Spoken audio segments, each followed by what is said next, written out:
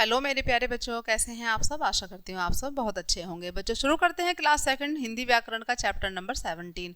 हमारे चैप्टर का नाम है बच्चों कहानी लेखन यानी कि स्टोरी राइटिंग। शुरू करते हैं बच्चों।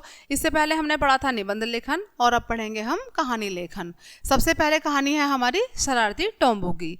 बड़ी प्यारी सी कहानी है बच्चों, सभी ध्यान से सुनेंगे। गोल मटोल भूरे बालों वाला एक भालू टोम्बू था। टोम्बू कौन था बच्चों? टोम्बू था एक भालू। कैसा था वो? गोल मटोल भूरे बालों वाला। एक दिन वह अपने पिता के साथ दूर नदी में मछली खाने जा रहा था।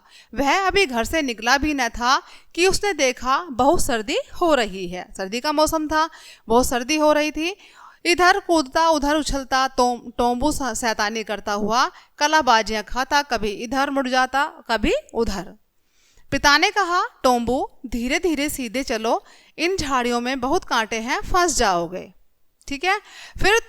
पर टोम्बू तो अपनी ही मस्ती में था। पिता ने सोच लिया था कि अब वे कभी भी टोम्बू को मछलियां खिलाने नदी पर नहीं लेकर जाएंगे, क्योंकि वो मान नहीं रहा था पिता की बात। नदी को दूर से ही देखते टोम्बू दौड़ पड़ा। मना करते करते वह नदी में कूद गया। मना करने के बावजूद भी वो कहाँ कूद गया बच्चों? नदी में कूद गया। नदी में घात लगाए हुए मगरमच्छ ने टोम्बू की टांग पकड़ ली। टोम्बू चिल्लाया। टोम्बू के पिता ने बहुत मेहनत से टोम्बू को बचाया।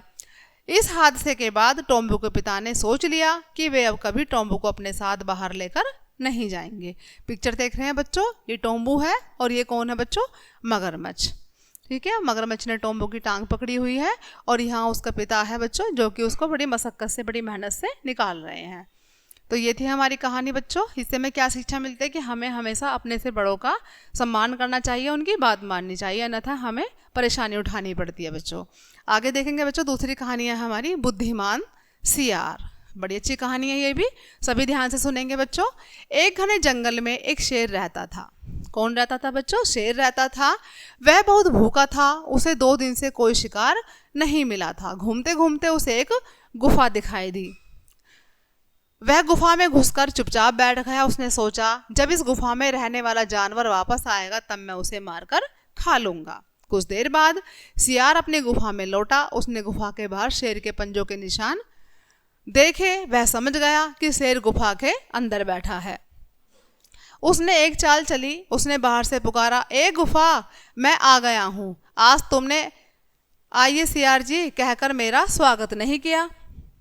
गुफा में बैठे शेर ने सोचा कि सचमुच यह गुफा रोज बोलती होगी, ऐसा न हो कि सियार वापस चला जाए। वह गुफा के अंदर से बोला, आइए सियार जी, आपका स्वागत है। मतलब शेर जो था वो गुफा बनकर बोला कि आइए शेर जी, आपका स्वागत है। जैसे ही सियार ने शेर की आवाज़ सुनी, वह वहां से जान बचाकर भाग गया। शेर गुफा में इंतजार ही करता रह गया। ठीक है बच्चों। तो देखा आपने कैसे अपनी सूझबूझ से उसने अपने आप को बचा लिया, सियार ने। किससे? शेर से। ठीक है। अब ये थी बच्चों हमारी कहानी। चैप्टर यहीं क्लोज होता है बच्चों। आई होप के सभी को समझ आया होगा। मिलते हैं नेक्स्ट चैप्टर में, तब तक के लिए बाय बाय।